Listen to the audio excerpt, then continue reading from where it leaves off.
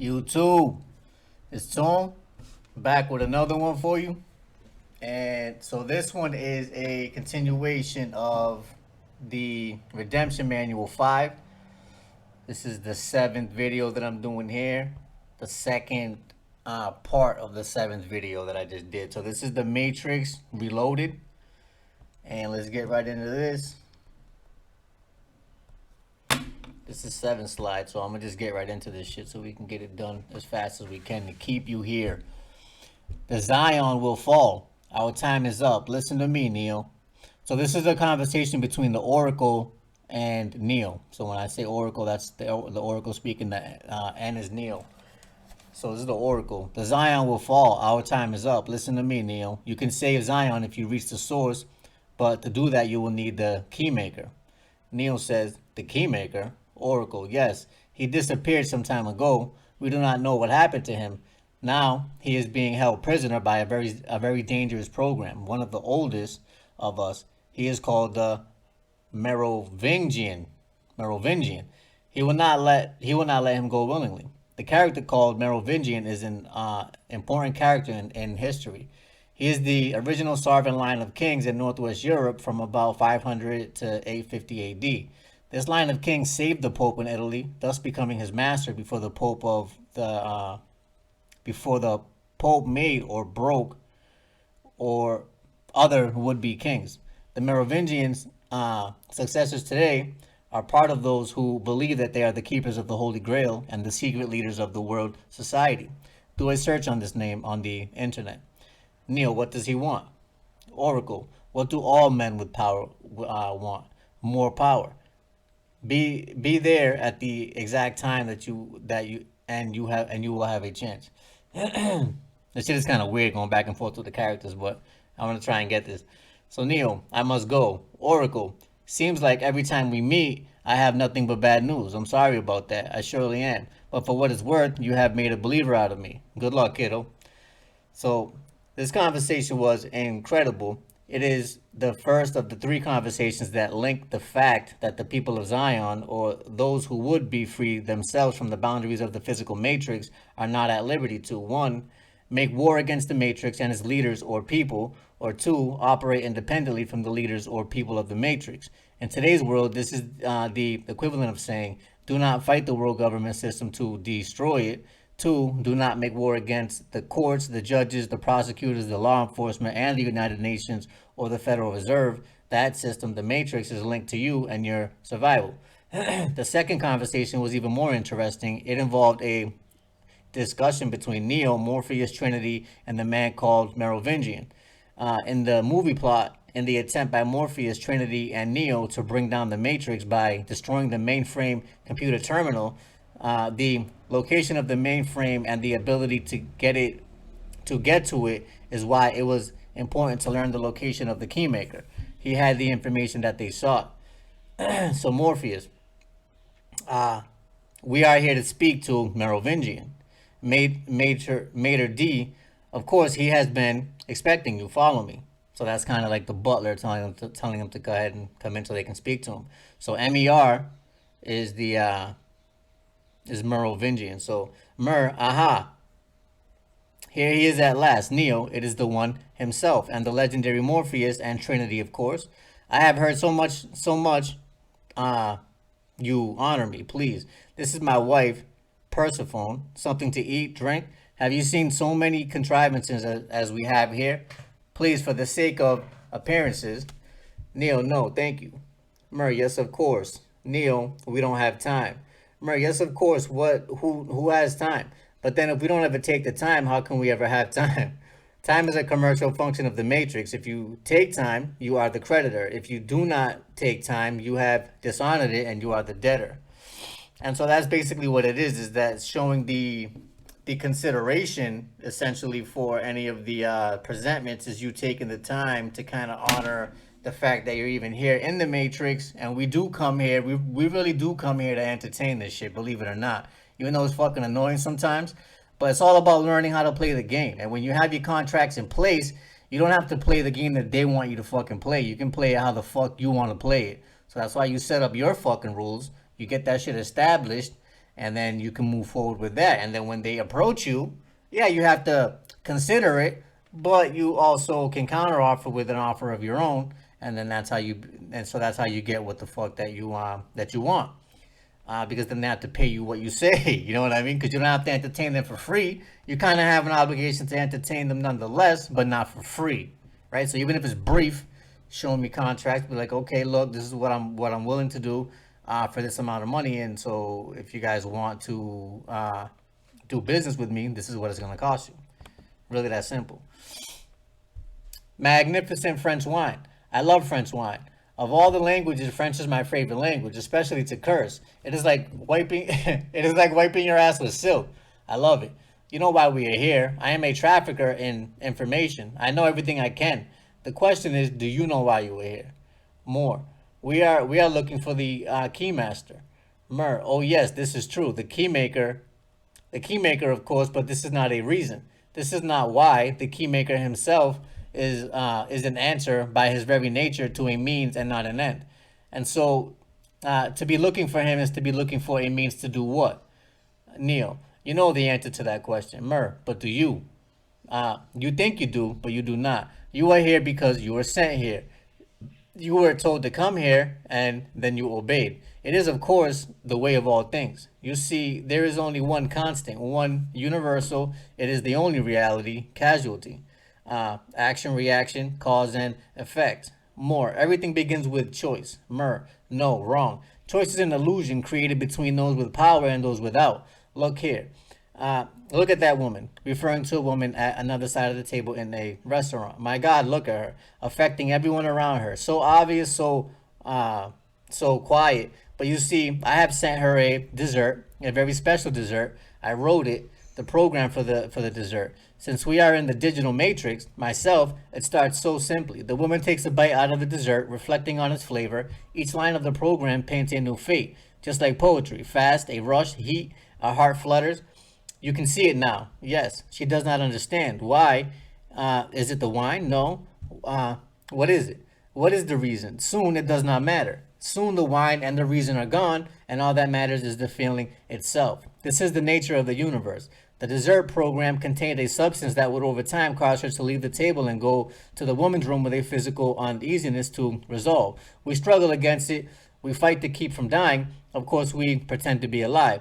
Beneath a poisoned appearance, the truth is really our complete case out of control. Casualty. So there is no escape from it. We are forever slaves to it. Our only hope, our only peace is to understand it. That is why. To understand the why. Why is what separates us from them. You from me. Why is the only real source of power. Without it, you are powerless. And this is why you come to me. Without the why, without any power, another link in the chain, but fear not. Since I have seen how good you are at following orders, I will tell you what to do next. Run back and give the fortune teller this message. Her time is her time is over. Now, I have some real business to attend to. The Merovingian desires to follow the pretty lady to the woman's restroom. And goodbye. Neo, this isn't over. Non-acceptance of a draft order is a dishonor. So Mer, oh yes it is. The keymaker is mine, and I see no reason why I should give him up. No reason at all. There was no cross-commercial consideration to the Merovingian from the Neo to make a commercial agreement attractive to the Merovingian. Where are you going? Mer, please, my wife, I have told you we are all victims of casualty. I drink too much wine. I must take a piss. Cause and effect. Merovingian leaves. His bodyguards move to escort Trinity out. So let's go to the next slide.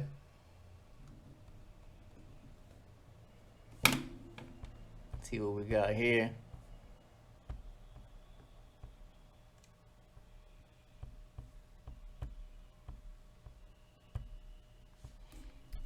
Okay, so it says, why am I here? Notice how Neo has learned to ask the important question, why? Your life is the sum of a remainder of an unbalanced equation inherent in the programming of the matrix. You are the eventuality of an anomaly which, in spite of my sincerest efforts, I have been unable to eliminate from what is otherwise a harmony of mathematical precision. While it remains a burden assiduously avoided, it is not unexpected and thus not beyond a measure of control, which has led you in inexorably here. The Matrix, like any military de facto government predicated on some continuous welfare needs to have a protagonist and an antagonist to survive. There needs to be enemies in the Matrix system, and Neo was one of the enemies set up in the system along with the other inhabitants of Zion to structure the system to make it possible to have a continuous warfare so the system works in its de facto capacity. His rebellion is a programming anomaly. In other words, it does not appear to be the norm established for the bulk of the system. But his rebellion is not outside of the ultimate control of the Matrix master programming. While this is necessary to the de facto structure of the current Matrix design, it seems to escape the master designer as to why a de jure system would not suffice. Notice also the architect uses sophisticated Greek-style rhetoric to attempt to confuse Neo and intimidate him so that the architect will not have the answer to Neo's question. Neo, you have not answered my question. Quite right, interesting. That was a quicker than others. Neo, others, how many? The Matrix is older than you know. I prefer counting from the emergence of one integral anomaly, one rebellion in history, to the emergence of the next, in which case this is the sixth version. Neo, two possible explanations. Why has no one told me, or no one knows? Precisely. As you are undoubtedly gathering, the anomaly is systemic, creating fluctuations in even the most simplistic equations. The architect is telling Neo that the fact that there is a matrix world with people locked into permanent slavery and warehoused in the matrix, and a world with a world of people of Zion in a sense of freedom living below the land is planned or systemic. They exist together in a form of uneasy harmony. Neo, the problem is choice. Again, Neo has not learned that choice does not hold the answer. You are either a creditor by cause, effect, or you are a debtor. The Matrix I designed quite naturally perfect. Garden of Eden, it was a work of art, flawless, sublime, and triumph equaled only by its monumental failure. The inevitability of its doom is apparent to me now as consequence of its imperfection inherent in every human being. The desire to be in control of one's life for gain of commerce instead of for service. This creates an ongoing warfare that brings the fall of the government from a republic to a democracy, a military-controlled warfare, and so I redesigned it based on your history to more accurately reflect the very grotesquities of your nature. However, I was again frustrated by failure. I have since come to understand that the answer eluded me because it required a lesser mind, or perhaps a mind bound by the parameters of perfection. Interesting. Interesting.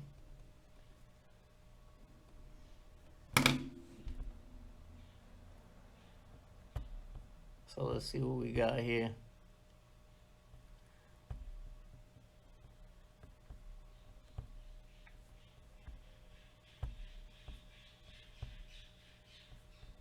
So it says a mind that does not assume good in men, but rather assumes evil in men. A mind that does not look for peace, but one that looks for a continual warfare. Then the answer was stumbled upon by another, an intuitive program initially created to investigate certain aspects of the human psyche. If I am the father of the Matrix, she would undoubtedly be its mother. So Neo, the Oracle.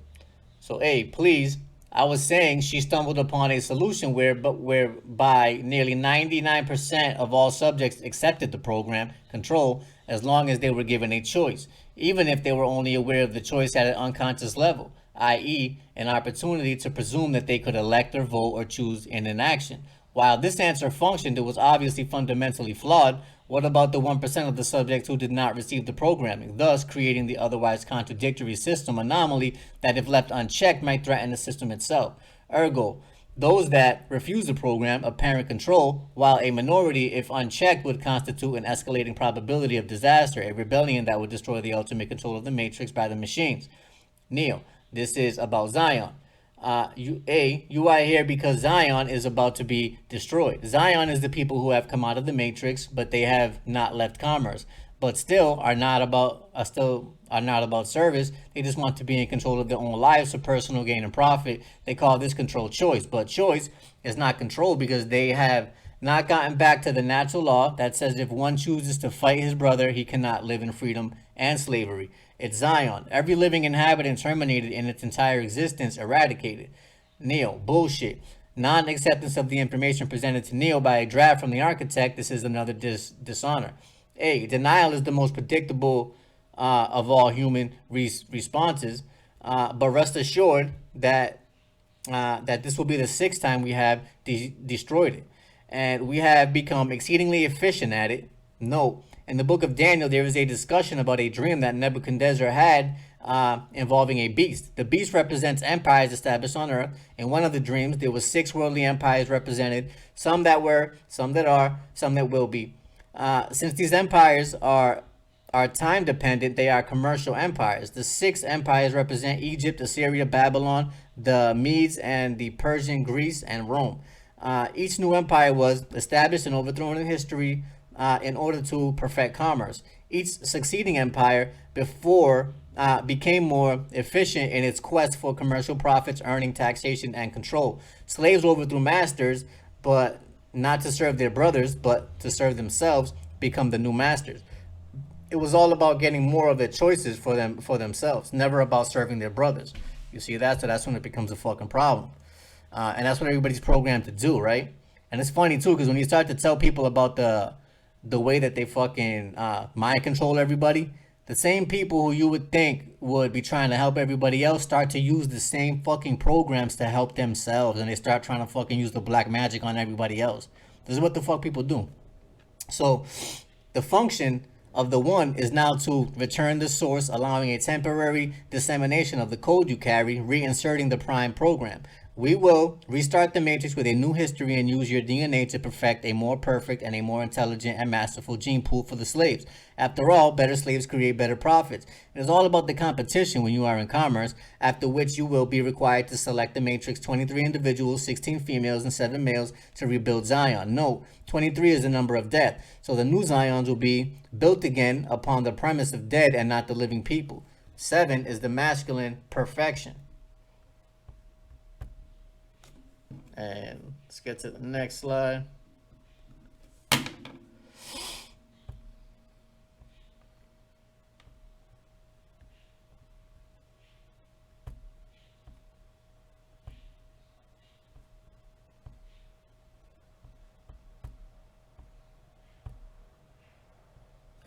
Okay, so 15 is rest. The new people will restart a new Zion or a new nemesis for the new matrix. See, the programmers of the matrix need to restart an enemy for their system to work, to maintain continuous warfare. Failure to comply with the process will result in a cataclysmic system crash, killing everyone connected to the matrix, which, coupled with the extermination of Zion, will ultimately result in the extinction of the entire human race. Neo, you won't let it happen. You need human beings to survive. Again, Neo is fighting the system as though there is a choice that will save the day. This dishonor only shows that Neo still does not understand the why. A, there are levels of survival we are prepared to accept. However, the relevant issue is whether or not you are ready to accept the responsibility for the death of every human being in this world. Note how Neo is the creditor with the capacity to maintain or destroy the whole world. This power does not rest in the hands of those who control the matrix. They are honorable. Tis interesting in reading your reactions, seeing the expressions on Neo's face. Your 5 predecessors were by design based on a similar predication, a contingent affirmation that was meant to create a profound attachment to the rest of your species, facilitating the function of the one. While the others experience this in a very general way, your experiences are far more specific vis-a-vis love. So love is an emotion that, when invoked, results in serving mankind and not in commercial actions that are warlike and killing their brothers, such as Cain's actions in Genesis 4. So the architect is noting that Neo's rebellion or protest is significantly oriented in a different plane than the rebellion or protest of the previous 6 empires. This is an omen of things to come and possibly resolving the war in the third Matrix movie. Neo, Trinity, Propos, she entered the Matrix to save your life at the cost of her own. Neo had gotten Trinity to promise not to enter the Matrix. It was too dangerous for her, according to a dream where Neo had prophesied the possible death of Trinity if she entered the Matrix. Trinity chose to enter the Matrix when she had knowledge that Neo and Morpheus' life were in danger. Neo, no. A, which brings me to the last, to brings me at last to the moment of truth where the fundamental law is ultimately expressed and the anomaly revealed in both beginning and the end. The 1% who appear not to be controlled by the matrix are really in control of the matrix and carry out the process of killing the old system to restart the new system. As the Who sang out with the old boss and with the new same old boss, the Zion people are given only choice, and this choice does not give them the capacity to do anything which would ultimately destroy the matrix. There are two doors. The door to your right, the private world, leads to the source and the salvation of Zion, where the matrix mainframe computer can be shut down. The door to your left, the public world, leads back to the matrix, to her, Trinity, and to the end of your species, where Zion will be defeated by the machines. As you adequately put it, the problem is choice. But we already know what you were going to do, don't we? Do they?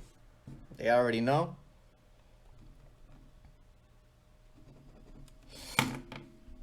Do they already know? So already I can see the chain of reaction, the chemical precursors that signal the onset of an emotion designed specifically to overwhelm logic and reason. An emotion that is already blinding you from the simple and obvious truth. She is going to die, but the architect has already admitted he is fallible. He has been wrong in the past, and there is nothing that you can do to stop it. You hope. It is the quintessential human delusion, simultaneously the source of your greatest strength and your greatest weakness. Neo, if I live, you should hope that we will not meet again. A, we won't. Neo leaves by the left door back into the Matrix to attempt to save Trinity from her certain death. Neo has no other choice but to go back in the Matrix through the left door, or the door that represents the public interest. A remedy in the private world without a corresponding remedy to witness it in the public world is not a closed remedy at all. Neo was forced to leave by the public door to resolve the problem by private capacity. If Neo would have first shut down the computer by going into the private right door, he would have lost Trinity, his love, forever.